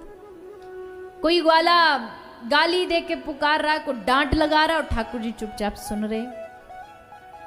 ये ब्रज का कन्हैया, ये बड़ा विचित्र है, ये दुनिया से अलग है। इसलिए हम ब्रजवासी कहते हैं ऐसो चटक मटक सो ठाकुर, तीनों लोकन हूं में ना है। सबरी दुनिया ढूंढ ली पर ऐसो चटक मटक रंग रंगीलो ठाकुर केवल आपको ब्रज में ही मिलेगो। रस से भरो भयो, आनंद से भरा हुआ। तो ऐसे श्री ठाकुर जी खूब ब्रज में आनंद देते हुए घूम रहे हैं। बांसुरी बजाते बजाते सबका चित्त आकर्षित करते, सबका मन आकर्षित करते। एक गोपी आई, मथुरा मटकी में घी भर के ले जा रही थी। सो नंदन नंदन घनश्याम कहीं वृक्ष के पीछे ठाड़े छुपे। सो एक लिया पत्थर, डाली ली और फेंक के मारी उसके मटका में। सोई मटका फूट गया। मटका फूटा, सारी घी में भीग गई। और जैसे घी में भीगी तो ठाकुर जी जो पीछे छुपे थे तो ताली बजा के खूब हंस रहे और हंस हंस के कह रहे गोपी को, गोपी गोपी पानी से तो रोज ही नहाती हो, कभी कभी घृतम स्नानम समर्प्यामि, कभी कभी घी से भी नहा लिया करो। कभी किसी गोपी को माखन की मटकी फोड़ते हैं, कभी कहीं जा कर के गोपी को कोई भाव से रस देते। पर देखो लीला कोई भी हो, उद्देश्य एक ही है, सबके मन को आकर्षित करना, सबके मन को अपना बनाना, गोपी को अपना बना। गोपी का अर्थ ही होता है, गौ माने इंद्रियां, जो हर इंद्रिय से भगवान को भजती है वो गोपी है। गोपी पुरुष भी हो सकता है, गोपी कोई पुरुष भी हो सकता है, ऐसा जरूरी नहीं कि गोपी होने के लिए स्त्री शरीर ही होना जरूरी है। गोपियां इस ब्रज की नगरी में, इस वृंदावन में, पूरा ब्रज कान्हा के आने से पूरा वृंदावन कृष्णमय हो गया। जित देखूं तित श्याम ही दिखे। गोपी को हर जगह, हर कोने में, सोते जगते हर जगह बस कृष्ण दिखाई देता। फिर भगवान ने और लीलाएं की। एकदा गृहदास शिशु यशोदानंद गेहिने। एक दिन यशोदा मैया दधी मंथन कर रही थी, ठाकुर जी आ गए। सुबह सुबह जैसे वो मटकी से दही मैया ग्रसन करती तो सोई ठाकुर जी की नींद खुल जाती। आकर के मैया से बोले, मैया हमको भूख लगी है। तो मैया ने समझाया बुझाया कि लाला अभी तो समय है, थोड़ा सा समय दे दे तो ताज़ा माखन खिला दूंगी। पर ये काम मानने वाले एक नंबर के जिद्दी हैं, सो जो मन में आ गई सो आ गई, अभी चाहिए सो अभी चाहिए। मैया बोली नेक तो रुक जा, बोले नहीं हम तो अभी लेंगे। खूब जिद करी तो मैया ने इनका मन भटकाया, दूसरी जगह बात में मन को इनका ले गई दूसरी जगह। लाला तेरो ब्याह कराऊंगी, लाला तो को बहू लाऊंगी, लाला तू ऐसो, लाला तू वैसो है, तू कारो कैसे भयो, तेरो जन्म कारी रात में भयो सो तू कारो है गो। न जाने कौन कौन सी बातें दोनों मैया बेटा बैठे बैठे कर रहे थे। ठाकुर मैया बोली चल लाला तो को एक कहानी सुनाऊं। कहानी कौन की? बोले त्रेता युग की। त्रेता में एक राजा थे। ठाकुर जी बोले उनको नाम हो राजा राम। ठाकुर जी बोले उनके 3 भैया थे, भरत लखन शत्रुघ्न। ठाकुर जी बोले फिर लाला उनको ब्याह होयो जनक महाराज की पुत्री जानकी के साथ। तो शर्माते भय बोले लाला फिर एक विचित्र घटना घटी। 14 वर्ष का राजा रामचंद्र को वनवास मिला। ठाकुर जी बोले वह वनवास में गए तो वह वनवास में लाला सब पर कृपा करते हुए जा रहे, तभी एक दैत्य आया जिसका नाम था रावण। जैसे रावण का नाम आया तो ठाकुर जी की में थोड़ी सी पावर आ गई, ऊर्जा आ गई। और लाला वो रावण आकर के राम जी की जो पत्नी है माता जानकी, उनका हरण करके ले गया। ठाकुर जी बोले और उसको ढूंढने के लिए राजा राम अपने भैया लखन के साथ निकले। और जैसे मैया ने कहानी सुनाई, ठाकुर जी जोर से चिल्लाए, लाओ लखन हमारा धनुष बाण लाओ और अभी इस दैत्य का हम तुरंत खात्मा कर देते। अब मैया ऐसे टेढ़ी टेढ़ी देखे कि यहाँ में कौन सा भूत चढ़ गयो राम जी को। लाला ओ लाला पकड़ के हिलाए, कोई सपनों तो नहीं देख रहे हो। लाला कहाँ भयो? ठाकुर जी पनपनाते हुए बोले, हम हैं राजा राम, किसकी हिम्मत हमारी धर्म पत्नी को हाथ लगा सके। मैया हंसवे लगी। मैया बोली, अच्छो तू राम है तो तेरो भैया बलदाऊ लक्ष्मण होगो ना। ठाकुर जी बोले, हाँ मैया एकदम सही कहा, वो लक्ष्मण है। मैया बोली, लग रहे सबरे भगवान के अवतार मेरे ही घर में है गए, राम जी भी आ गए, लक्ष्मण जी भी आ गए। मैया बोली, लगे रात को कहीं जा कर के रामलीला देखा हो कहीं गांव में, तो यहाँ में राम जी को भूत चढ़ रहे हो। मैया क्या जानती कि मैया तेरे गोद में ये साक्षात परब्रह्म बैठा है। मैया और लाला दोनों बस अपने इसी रंग में रंगे हुए थे। तभी मैया को याद आई, अरे मैं तो इसकी चिकनी चुपड़ी बातों में फंस गई। वहां अपना चूल्हे पे दूध रख के आई थी, सो अब तक तो बह गया होगा, चलो थोड़ा बहुत। और वो दूध भी कृष्ण को प्रिय था। गैया बहुत थी नंद महल में, पर एक गैया है पद्मा गैया। पद्मा गैया बड़ी विचित्र गाय होती है, उनकी मूत्र से भी सुगंध आती है, उनके दूध में भी इतनी सुगंध होती है पद्मा गैया का जो दूध होता है। तो मैया लाला को पद्मा गैया का दूध ही पसंद था, सो मैया वो ही रख के आई थी। और वो फैल जाता किसी और गाय का, फिर ये पीते नहीं, सो इसलिए मैया दूध बचाने चली गई। और बस ठाकुर जी इसी बात से नाराज हो गए। मैया हमारी, दूध हमारो, घर हमारो, और मैया हमें ही छोड़ के और दूध बचाने चली गई, मतलब हमारी तो या घर में कोई इज्जत ही नहीं है। सो नाराज हो गए। क्या करें नाराज होके, ली अपनी बांसुरी और गुस्सा में आके मैया के दूध दही माखन सबके मटका मटकी फोड़ दी। माता यशोदा थोड़ी देर बाद जब वापस आई तो क्या देखती, अरे राम राम राम राम। या छोरा ने कहा, सबरे माखन गौरस को बहा दियो। सो मैया बोली, आज नहीं डांटूंगी तो फिर और शैतानी बढ़ेगी या की। सो ले डंडी, मैया मारने दौड़ी। डर के मारे ठाकुर जी भागे, आज तो छोड़ेगी नहीं मैया, सो ही भाग रहे हैं। मैया कह रही है, आज पकड़ के ऐसो दंड दूंगी तो ये सब शैतानी करना भूल जाएगो। तो डंडा लेके मैया पीछे, लाला आगे, मैया पीछे, लाला आगे, पूरे आंगन में खूब भाग रहे हैं दोनों। और देवता हमारा लाइन लगा के ठाड़े ही विचित्र लीला देख रहे हैं। ले देखते हैं आज क्या होता है। जो किसी के पकड़ में ना आया, जो योगियों के पकड़ में ना आया, जो ब्रह्म किसी बड़े बड़े विद्वान की विद्वता से पकड़ में नहीं आया, क्या उसको ये ब्रज की यशोदा पकड़ पाएगी? क्या बांध पाएगी? जब रे वहां लाइन लगा के ठाड़े देखने के लिए। और तब अंत में यशोदा ने लाला को पकड़ा, पकड़ करके उखल लाई, उखल से लाला को खड़ा कर दिया, चुपचाप खड़ा हो जा। ठाकुर जी ठाड़े हो गए, रस्सी लाई, रस्सी से बांधने का प्रयास किया। बार बार रस्सी 2 उंगल छोटी पड़ गई। अब ये 2 उंगल ही छोटी क्यों पड़ी, इस पर ही न जाने कितने भाव हैं।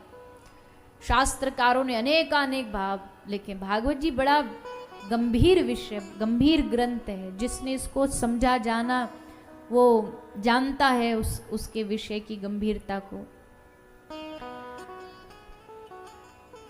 तो श्री ठाकुर जी को अंत में एक रस्सी लाई गई, ब्रज का भाव तो यह है कि वो रस्सी राधा रानी के घर से आई, श्री राधा रानी ने भेजी, तो राधा रानी की रस्सी आए और कन्हैया ना बंधे, ऐसा तो हो नहीं सकता।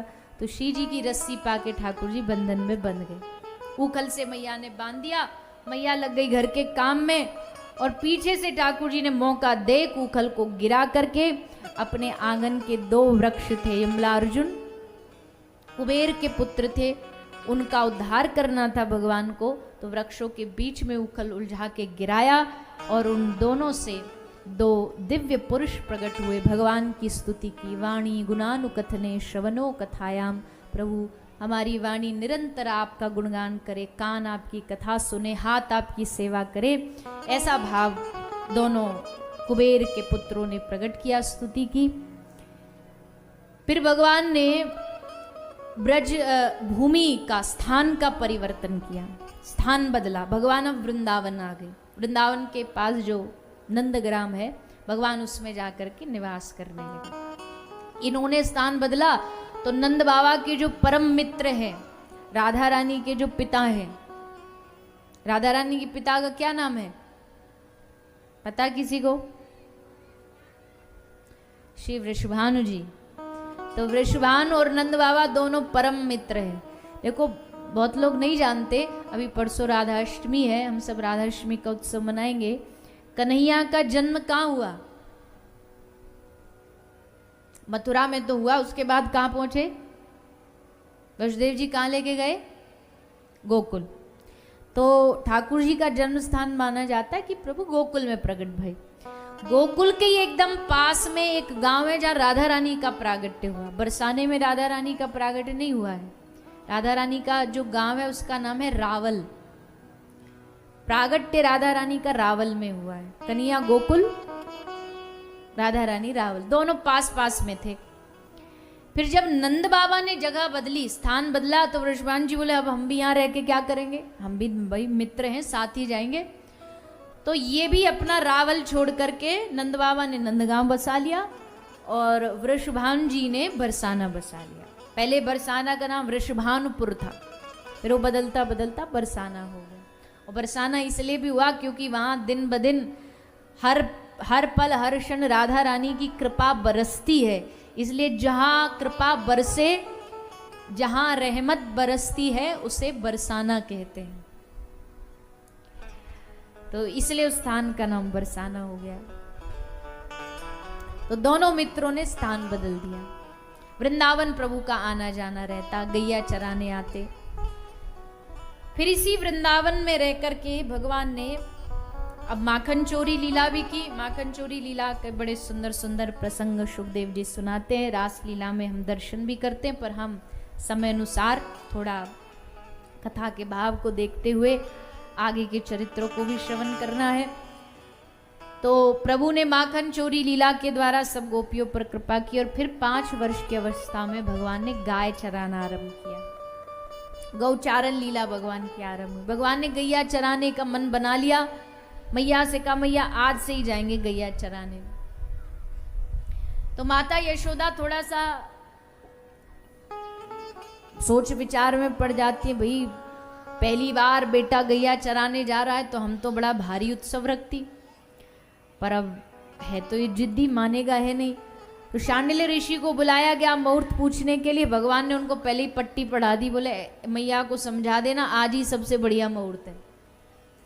और जब भगवान सोच लें, भगवान ने विचार कर लिया आज से करना, तो वही शुभ मुहूर्त है, इससे अच्छा मुहूर्त और क्या होगा।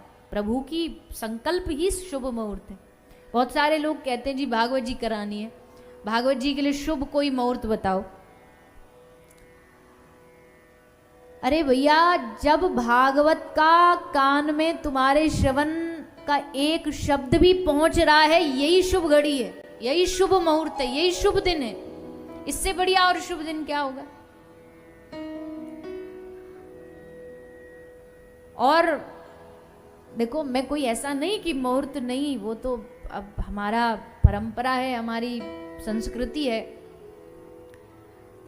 पर कहीं कोई प्राप्त नहीं हो रहा, कोई मिल नहीं रहा, कुछ समझ नहीं आ रहा, तो मैं तो बस एक ही बात कहूं कि ठाकुर जी का नाम लेकर के उन पर विश्वास रख के कोई भी शुभ कामों कर दो, शुभ काम को टालो मत कि कल फिर देखेंगे, परसों फिर देखेंगे। जब शुभ मुहूर्त का, जब शुभ संकल्प मन में आए ना, तुरंत कर देना चाहिए। इंतजार में रहते।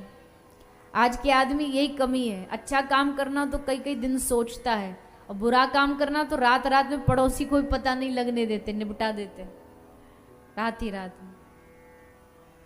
तो भगवान का नाम लेकर के शुभ कार्य कर दो। कोई भी, बार बार मैं कहती हूँ, डरो मत किसी भी चीज से। भगवान का भक्त नहीं डरेगा, उसको भगवान पे, अपने ठाकुर जी पे भरोसा। भगवान को प्रणाम करके गुरु जी का आशीर्वाद लेके निकले, बस एक जरा सी बिल्ली आई कि वापस आ गए। बताओ, अब मतलब भगवान पे भरोसा नहीं, गुरु पे भरोसा नहीं। शास्त्र जो कहते उस हिसाब से जीवन चलना चाहिए, अपनी मनमानी से नहीं। मनमुखी भक्ति करेंगे तो बड़ा खतरा है, मनमुखी नहीं। जो शास्त्रीय आज्ञा है उस हिसाब से भक्ति करनी चाहिए। तो शांडिल्य ऋषि ने कहा कि आज ही सबसे अच्छा मुहूर्त है। मैया ने सब तैयारी कर दी, भंडारे का आयोजन किया, और लाला आज से गैया चराना आरंभ कर देते हैं। और जिस दिन से कन्हैया ने गैया चराना शुरू किया, वो कौन सा दिन है बताइए? बोलिए ना जोर से। क्रिसमस तो जरूर पता होगा सबको, हैप्पी न्यू ईयर तो सबको पता है, पर हमारे कन्हैया ने जो इतना बड़ा उत्सव हमारे भारतवर्ष में मनाया जाता था, जिसको हमने धीरे धीरे लुप्त कर दिया। कन्हैया ने जिस दिन से गैया चराना आरंभ किया, शुरू किया, वो है गोपाष्टमी का दिन। गोपाष्टमी से कन्हैया ने गौचारण शुरू किया। पहले बड़ा धूमधाम से उत्सव मनाया जाता था गोपाष्टमी। दीपावली के बाद जो आती है, तो तब से ठाकुर जी ने उस दिन से गाया, तो सारे भारतवर्ष में ये दिन मनाया जाता था। जो गौभक्त होते हैं वो तो आज भी मनाते हैं, गौशालाओं में उत्सव मनता है। और आप सब लोग को भी वैसे तो हर दिन गाय के लिए होना चाहिए, पर कभी रोज ना जा पा रहे हैं तो कोई भी गौशाला हो, कुछ मुख्य मुख्य दिन तो जाना चाहिए। गोपाष्टमी को जाओ, दीपावली वाले दिन जाओ, मतलब जिस दिन गाय का प्रागट्य दिन है, अमावस्या को, कार्तिक अमावस्या को, उस दिन जाओ। कोई घर में शुभ काम है, बढ़िया खुशी का दिन है, जन्मदिन है, शादी है, ब्याह है, तो जाओ। और भी जब मन करे जाओ, किसी ने रोका थोड़ी। गौ माता की सेवा तो किसी भी दिन हो सकती है, पर इन विशेष दिन तो ध्यान रखना ही चाहिए। इससे हमारी जो पुरानी जो उत्सव की परंपरा वो खत्म नहीं होनी चाहिए। देखो, जैसे आप क्रिसमस में बच्चों को सेंटा बना के सब जगह घुमाते हैं, स्कूलों में ये सब, तो गोपाष्टमी को उनको ग्वाला बना करके गौशाला में ले जाओ ना। उनको भी पता हो भैया, धोती पहन करके, लठिया लेकर के ऐसे गाय का ग्वाला बना जाता है, ऐसे गैया चराई जाती है, तो उनको सिखाइए। तो बताइए, आजकल के बच्चों ने बड़े बड़े शहरों में तो गाय बस सड़कों पे देखी है, जब फोटो में देखी है। तो भविष्य को, आज जो आप लोग यहाँ बैठे हो, आप फिर भी थोड़ा गाय का महत्व समझते हो, गाय माँ है ये मानते हो, आगे आने वाली पीढ़ी में ये बात बिठानी पड़ेगी। तो ये उत्सव उन चीजों को संभालेंगे। तो श्री ठाकुर जी गौचारण आरंभ करते हैं। गैया चराना आरंभ किया, और इस गौचारण लीला में भगवान ने कई सारे दैत्यों पर कृपा की। अघासुर, बकासुर, घासुर का उद्धार किया। भोजन उत्सव का आयोजन किया। भोजन उत्सव में भगवान के स्वभाव अनुसार भगवान झूठा प्रसाद खाते खिलाते, ये देख करके ब्रह्मा जी को शक हो गया, और ब्रह्मा जी सब ग्वाल बाल बछड़ों का हरण करके अपने ब्रह्मलोक ले गए। लेकिन भगवान ने भी, अब भगवान तो सर्व समर्थ हैं, अपने स्वरूप से कई सारे स्वरूप धारण करके ग्वाल बालों का स्वरूप धारण कर लिया, बछड़ों का स्वरूप धारण कर लिया। 1 साल तक ब्रह्मा जी ये सोचते रहे कि ग्वाल बाल हमारे पास हैं, पर वहाँ ब्रज में तो ठाकुर जी ग्वाल बाल बने बैठे हैं। 1 वर्ष बाद श्री ब्रह्मा जी रोते रोते भगवान की शरण में आए, भगवान से क्षमा मांगी और एक वरदान मांगा, हे प्रभु हमको ब्रज का वास दे दो। भगवान ने कहा, ब्रह्मा जी ब्रज का वास देना हमारा डिपार्टमेंट नहीं है, अगर ब्रज में किसी को वास चाहिए तो ठाकुर जी ब्रज में वास नहीं दे सकते। कौन दे सकता है? तो डरे डरे क्यों बोल रहे हो? खुल के बोलो, कौन दे सकता है ब्रज में वास? हमारी प्राण प्रिया श्री राधा रानी। ब्रज में कन्हैया को भी अगर एंट्री चाहिए ना निकुंज में, तो राधा रानी की परमिशन के बिना प्रवेश नहीं है। ब्रज की सरकार श्री राधा रानी है, ब्रज की रानी श्री राधा रानी है, तो उनकी आज्ञा के बगैर कोई पत्ता भी उड़ करके ब्रज में नहीं जा सकता। कभी कभी हमें लगता है, देखो आजकल ब्रज में बड़ा भीड़ बढ़ गई है, तो आ जाता है मन में, सबके ही आ जाता है भैया लोग आजकल तो ऐसे ही आ जाते हैं यहाँ पे। पर ये नहीं भूलना चाहिए कि जिसको हमारी राधा रानी नहीं बुलाएंगी वो लाख कोशिश कर ले, ब्रज में नहीं जा सकता। वो जिसको बुलाएंगी ब्रजवास, एक क्षण का भी अगर ब्रजवास मिल रहा है ना, तो उनकी कृपा के बगैर संभव नहीं। तो अगर ब्रजवास चाहिए, चाहिए कि नहीं चाहिए? किस किस को चाहिए ब्रजवास? हाँ, कहीं पता चले मैं बेकार में बोले जा रही हूँ आपको, नहीं जी हमको कहीं नहीं जाना। ब्रजवास ब्रह्मा जी कह रहे हैं भगवान से कि प्रभु ब्रजवास दे दो। ब्रह्मा वाली सीट रिजाइन, इस्तीफा, नहीं चाहिए ये, जो चाहिए वो दो। ठाकुर जी ले जाओ राधा रानी को मनाओ। ब्रह्मा जी ने 60,000 वर्ष तक तप किया, तब जाके ब्रह्मा जी को ब्रज में पर्वत बनने का, ब्रह्माचल पर्वत बनने का अवसर मिला। तो बिना श्री जी के संभव है ही नहीं। तो जिसको ब्रजवास चाहिए श्री राधा रानी से प्रार्थना करिए, कहिए श्री राधा रानी, ओ मोहे ब्रज की धूल बना दे, लाडली श्री राधे। मोहे ब्रज की धूल बना दे, लाडली श्री राधे। ब्रज में कोई अफसर बनने में मजा नहीं है, ब्रज में कोई राजा बनने में मजा नहीं है, ब्रज में तो दास बनने में मजा है। ब्रज में तो ब्रज की वो कण, वो धूल बनने में मजा है, जिस धूल पर हमारे प्रिया प्रीतम नंगे पांव निकुंज की बीथियों में चलते हैं। वो ब्रज की एक धूली कण बनना भी कई कई जन्मों के भजन के बाद प्राप्त होता है।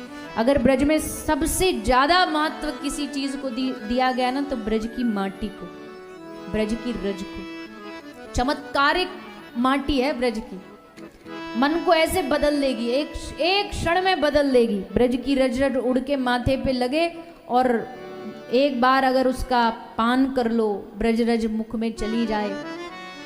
ब्रज रज में बड़ी ताकत, बड़ी शक्ति है, इसलिए लाडली जी से प्रार्थना करें। मैं साधनहीन किशोरी जी, दीनन में दीन किशोरी जी। कहीं कोई सोचे कि इसलिए प्रार्थना कर रहा है क्योंकि बहुत इसमें साधन बल होगा, तो पहले ही बोल दिया मुझ में कोई साधन नहीं है, मैं तो दीनों का भी दीन हूँ। आप अपने बल से कृपा करो ताकि हमको ब्रजवास मिले।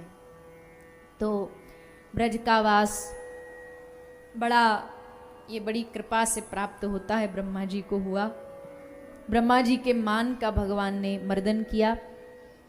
एक और था जिसका अभिमान बड़ा बढ़ गया था, कालिया, कालिया नाग।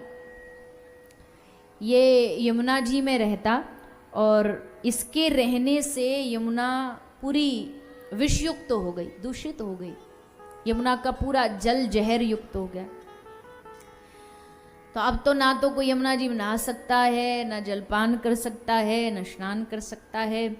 तो भगवान को लगा यमुना जी तो इसलिए बनी है कि उसमें जाकर के खूब गोता लगाया जाए, बढ़िया आनंद लिया जाए। और इस कालिया ने सब गड़बड़ कर रखा है। तो भगवान बोले चलो आज सुधारते हैं। सुधारने के लिए भगवान ग्वाल बालों से बोले भैया रोज एक ही जगह जाते हैं गैया चराने, आज जगह बदलते हैं। बोले जी बताइए कहाँ जगह, कौन सी जगह? बोले यमुना जी पे चलते हैं। ग्वाल बाल बोले बाबरा हो गया है, तू जानता नहीं यमुना में कालिया रहता, दूर दूर तक भी उसके पक्षी भी उड़ता है, तो उसके विष के जहर के प्रताप के कारण मर जाता है। किसी गैया ने पी लिया यमुना जल तो अनर्थ हो जाएगा। ठाकुर जी बोले हमें ना, चलो तो सही। जबरन सबको लेकर के आगे, उधर गैया चारा खा रही, भगवान बोले इनको भोजन पाने दो, हम लोग मिलके खेलते हैं कुछ। क्या खेलोगे भैया लाला? ठाकुर जी बोले आज खेलेंगे हम बैट बॉल। आज ठाकुर जी पूरे क्रिकेट के पूरे मौज में हैं। भगवान बोले हम गेंद से खेलेंगे। तो भैया गेंद लाया कोई, तो श्री राम नाम का एक ग्वाला था, उसके पास एक बड़ी सुंदर सी गेंद, सो उसने दी, लो लाला। ठाकुर जी आकर के उस गेंद से खेल रहे हैं और जानबूझ करके भगवान ने खेल खेल में उस गेंद में छक्का मारा, सीधा सिक्सर, और जाके गेंद यमुना जी में गिर पड़ी। अब यमुना जी में गेंद जाने पर श्री राम तो एकदम क्रोध में आ गया, हमारी गेंद और कन्या तूने यमुना जी में डाल दी, अब क्या होगा? भगवान बोले दुनिया में कोई एक ही गेंद तोड़ी है, और दिला देंगे तुमको, दूसरी ले लेना। बोले नहीं नहीं, हमको तो हमारी वाली चाहिए। भगवान बोले पर कैसे, तेरी वाली कहां से लाऊं? तो गई यमुना जी में। बोले यमुना जी से ला। ठाकुर जी बोले कूद जाए, तेरी गेंद लाने के लिए यमुना जी में कूदे? बोले हाँ कूद। ठाकुर जी बोले ले, तो चढ़ गए कदम पर। सब संग के सखा सब एकदम सब टूट पड़े श्री राम पर। अरे बावरे, एक गेंद के लिए कन्हैया को खोएगा, गेंद दूसरी आ जाएगी, कन्हैया आएगा क्या? किसके संग खेलेगा फिर? अब श्री राम हाथ जोड़ रहे, अरे लाला, अरे कन्हैया भैया वापस आ जा, हम तो मजाक कर रहे, हमको कोई गेंद वेंद नहीं चाहिए। ठाकुर जी बोले तू हमको जानता नहीं, हम जो ठान लिए सो ठान लिए, अब तो तेरी गेंद लाके ही मानेंगे, तेरी गेंद लाएंगे। और कह के फट से छलांग मारी ठाकुर जी ने, यमुना जी में कूद गए। कालिया नाग आराम से विश्राम कर रहा था, सो रहा था। कालिया की पत्नी ने देखा कि एक छोटा सा बालक आया। पत्नी में थोड़ा, स्त्री जाति में थोड़ा एक दया भाव, करुणा भाव होता है। उसने कहा जल्दी चले जाओ वापस, हमारे पति देव जाग गए तो छोड़ेंगे नहीं आपको। ठाकुर जी हंस के बोले उसको जगाने ही तो आया हूं, जाओ उसको बोलो जागे और हमसे युद्ध करे। ठाकुर जी ने जाकर के कालिया से युद्ध किया, खूब भयानक संग्राम हुआ और भगवान ने कालिया को हरा दिया। थक गया, हार गया कालिया। भगवान की स्तुति की, भगवान उसके फणों पर खड़े हुए, अपने चरणों की चिन्ह कालिया के सर पर रखा और नृत्य करते हुए तांडव गति मुंडन पर नृत्यत बनमाली, नाचते नाचते हुए यमुना जी से बाहर आए। उधर सारे ब्रज के लोग, अब हल्ला तो मची गया था, भैया कन्हैया डूब गया, कन्हैया कूद गया, सारा ब्रज इकट्ठा हो गया। और जैसे सारे ब्रज ने देखा कि फणों पर नृत्य करते हुए ठाकुर जी यमुना जी से बाहर निकल के आ रहे हैं, सब ब्रजवासियों में मानो प्राण आ गए। अरे मैया देख देख, लाला आ गए, लाला आ गए। सबने देखा और खुशी से नाचने लगे, हमारा कन्हैया आ गया। बड़ा आनंद हुआ। भगवान ने कालिया को कहा अभी ये जगह छोड़ के चला जा। कहाँ जाऊं? भगवान ने उसको स्थान परिवर्तन की आज्ञा दी। कालिया स्थान छोड़ करके चला गया। इस प्रकार कालिया का उद्धार किया है भगवान ने, यमुना जी का जल शुद्ध किया है। यमुना जल से बाहर आके, अब रात हो गई थी, थोड़ा संध्या का समय हो गया था। भगवान बोले अब ब्रज लौटे, उससे पहले रात्रि में इसी वन में रुक जाते हैं। रात्रि को वन में रुके और रात्रि को वन में लग गई आग, पूरे जंगल में वन में आग लगी। जैसे जंगल में आग लगी, भगवान उस अग्नि का पान करते हैं, दावानल अग्नि का पान करते हैं, पूरी अग्नि को पान कर गए। एक ग्वाला भागा भागा, अरे ओ यशोदा मैया, मैया सुन, तेरे छोरा ने, तेरे लाला ने सबरी अग्नि को पान कर लियो, पूरी आग को पी गयो। मैया यशोदा हंसने लगी, अरे भैया मोह को पागल समझ रहे हो? यू कन्हैया अग्नि पान करेगो? मैं याकू चूल्हे पे दूध गरम करके दऊं ना, और ठंडो करके भी दऊं, तो भी जब पीवे तो मोते कहे मैया ये तो तातो है। तातो मतलब ब्रज में कहते गरम है। मैया हमारे तो होटल में लग रही है। अब बता, जो ठंडे दूध को भी कह रहे हो तातो है, गरम है, तू कह रहे हो अग्नि पान कर लेगो। पर ठाकुर जी की लीला ऐसी है, बड़ी विचित्र है। एक तरफ कालिया के फन पर नाच रहे, दूसरी तरफ नाग पंचमी को कोई गोपी घर के बाहर काजल से, कोयले से नाग काट देती है, तो उससे डर के मारे कांप रहे। गोपी को कहले पहले इसको हटा, हमको या नाग को देख के डर लग रहे हो और दूसरी तरफ कालिया पर नृत्य कर रहे हो। तो बड़ी विचित्र लीला ठाकुर जी की, कोई समझ नहीं सकता। तो दावानल अग्नि का श्री ठाकुर जी ने पान किया और कृपा की, ब्रजवासियों की रक्षा की। फिर भगवान एक दिन गाय चराने गए तो भूख लगी बीच में। अब भूख लगी तो क्या कर बता आता है, विद्वता जब आती है तो थोड़ा सा अहम भी साथ लेकर के आती है। तो अभिमान के कारण ब्राह्मणों ने कहा रे जाओ जाओ, उनको लौटा दिया। भगवान ने कहा उनकी पत्नियों के पास जाओ। ग्वाल बाल बोले जब पति नहीं माने तो पत्नी कैसे मान जाएंगी। भगवान बोले जाओ तो एक बार देखो। तो जो ब्राह्मण पत्नियां थी वो भगवान की परम भक्त थी, हर दिन यही सोचती थी कब ठाकुर जी हमारे पास आए। और जैसे उनको पता लगा कृष्ण आए हैं, भोजन मंगवा रहे हैं, सारे यज्ञ का भोजन लेके कृष्ण के पास पहुंच गई। ब्राह्मण पत्नियों ने भगवान को भोजन प्रसादी पवाया। भगवान ने ब्राह्मण पत्नियों पर कृपा की। फिर भगवान ने गोपियों पर कृपा की। गोपी यमुना जी में जाकर के स्नान करती हैं, कात्यायनी माता को निवेदन करती हैं कृष्ण पति रूप में प्राप्त हो। भगवान ने इनकी इच्छा को पूर्ति करने के लिए इनका वस्त्र हरण करके इन पर अपनी कृपा, अपना अनुग्रह किया। बहुत सुंदर भाव है चीर हरण का भी। लोग समझते नहीं, उनको लगता है श्री कृष्ण ने ये गलत किया। गलत और सही निर्णय करने वाले हम कोई नहीं होते हैं। भगवान ने कई सारी शिक्षा इससे प्रदान की है। गोपी का समर्पण भाव देखा है, क्योंकि आगे रास के लिए भगवान गोपी को तैयार कर रहे हैं। तो ये भगवान की एक परीक्षा है जिसमें गोपी उत्तीर्ण हुई, पास हुई। और फिर 7 वर्ष की अवस्था में भगवान ने एक बड़ा सुंदर उत्सव ब्रज में रचा, जो है श्री गिरिराज धरन की पूजा, जो आज हमारे कथा का मुख्य केंद्र है। आज हम यहाँ ठाकुर जी को 56 भोग लगाएंगे। प्रातःकाल गौ माता को भी प्रसादी पवा के आए और अब हम ठाकुर जी को 56 भोग समर्पित करेंगे। श्री गिरिराज महाराज हमारे मध्य पधार करके हम सबको दर्शन देंगे, कृतार्थ करेंगे। तो उसका भी हम सब दर्शन करेंगे। उत्सव में प्रवेश करें उससे पहले आइए अंत में 2 मिनट की सूचना, कुछ जो अतिथि उनका स्वागत, और उसके बाद सभी श्री गिरिराज जी की शरण में गाते हुए, नाचते हुए, आनंद लेते हुए उत्सव का आनंद लेंगे।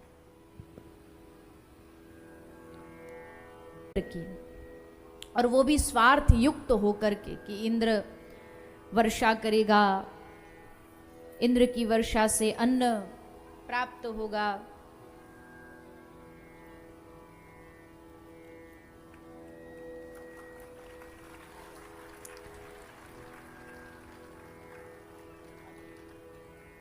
तो भगवान ने विचार करके कि इनकी इस पूजा को सही स्थान पर लगाया जाए, सही जगह लगाया जाए, तो आज्ञा दी कि मेरी बात मानो।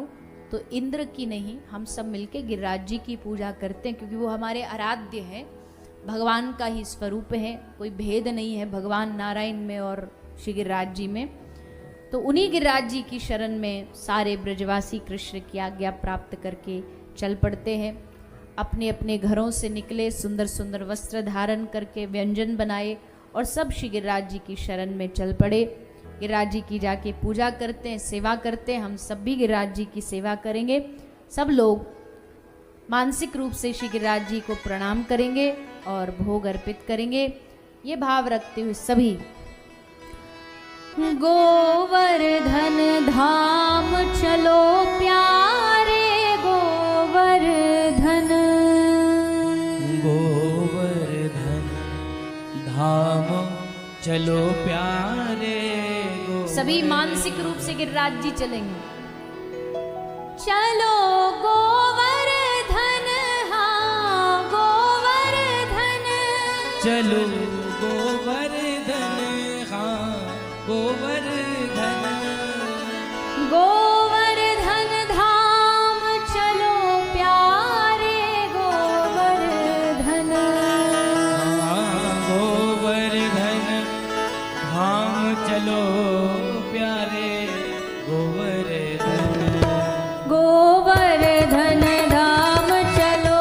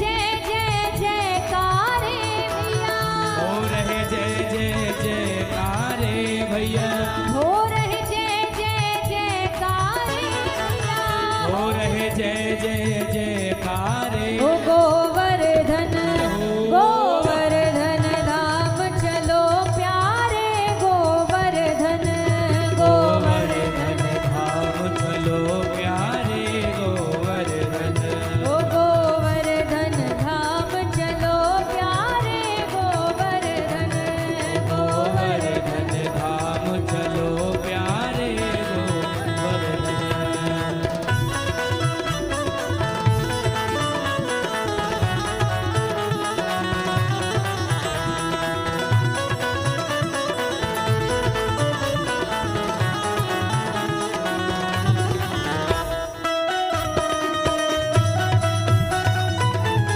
दोनों हाथ उठा के सभी ताली बजाते हैं।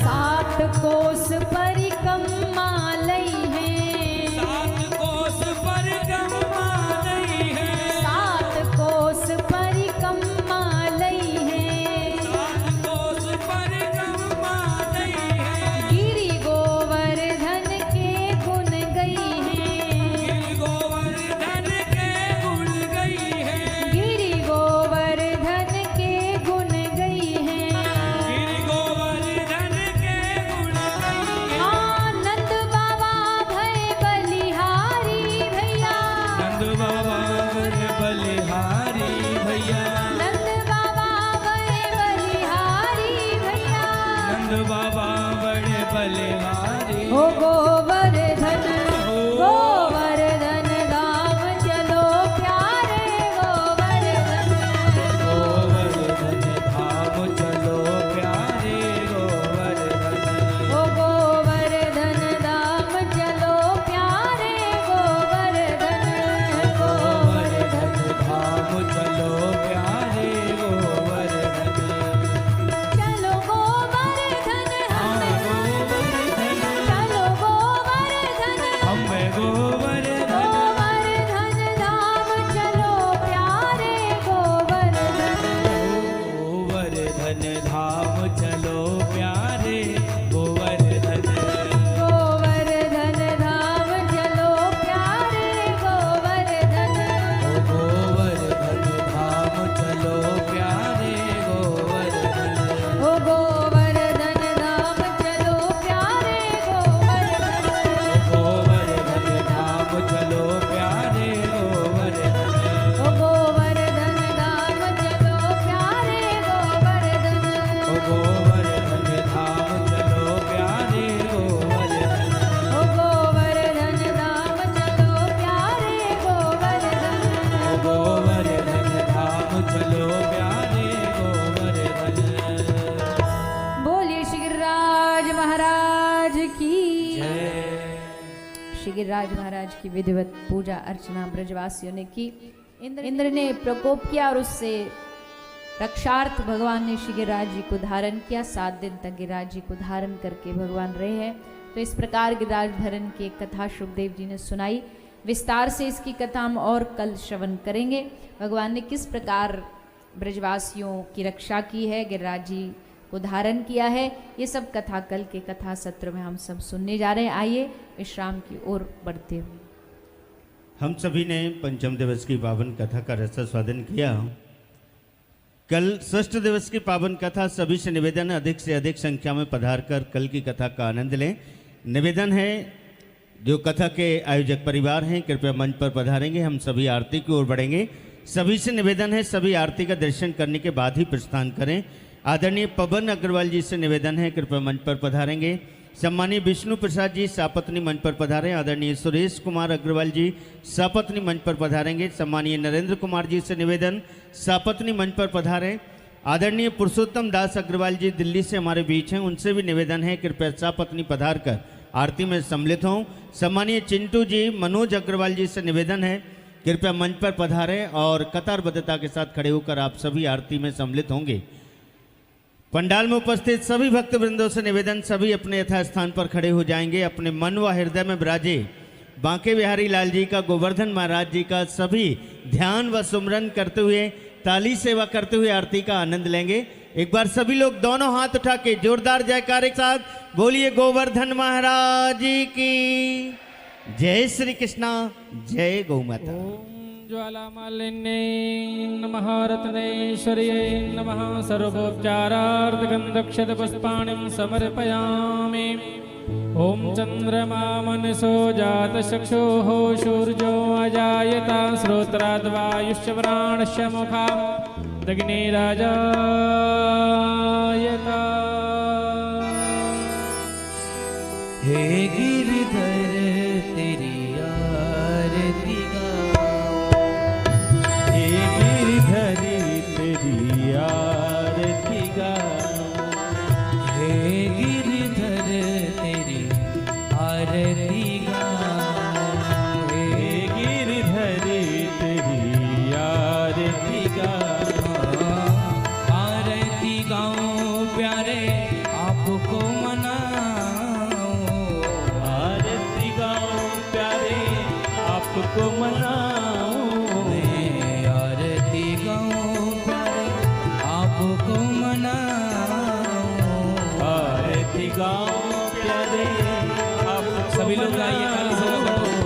हे गिरधर तेरी आरती गाओ, हे गिरधरी तेरी आरती गा। मोर मुकुट प्यारी बंसी मेरा मन से मेरा मन मोहे। प्यारी बंसी मेरो मन मोहे, देख छवि बलिहारी जा, बाके बिहारी तेरी आरती गा। चरणों से निकली है गंगा प्यारी, चरणों से निकली है गंगा प्यारी, जे सारी दुनिया तारी, जिसने सारी दुनिया, जिसने सारी दुनिया दारी, जिसने सारी दुनिया दारी। उन चरणों के दर्शन पाऊं।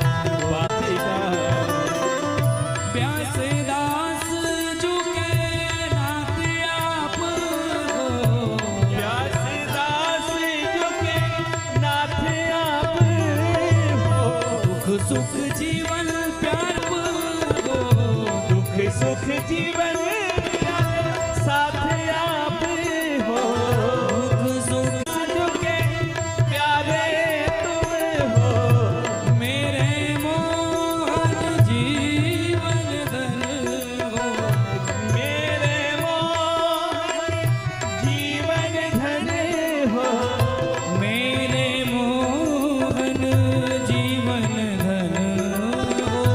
मेरे मोहन जीवन धन हो।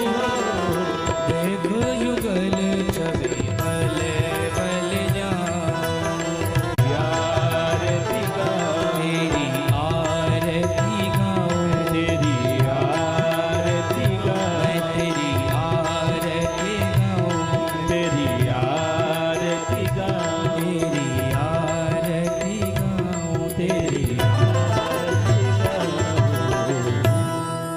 ॐ कर्तोनिराजनं पुष्पादिबन्धनम् आरोग्यार्थे आत्मादिबन्धनमन्त्रपुष्पाञ्जलिः।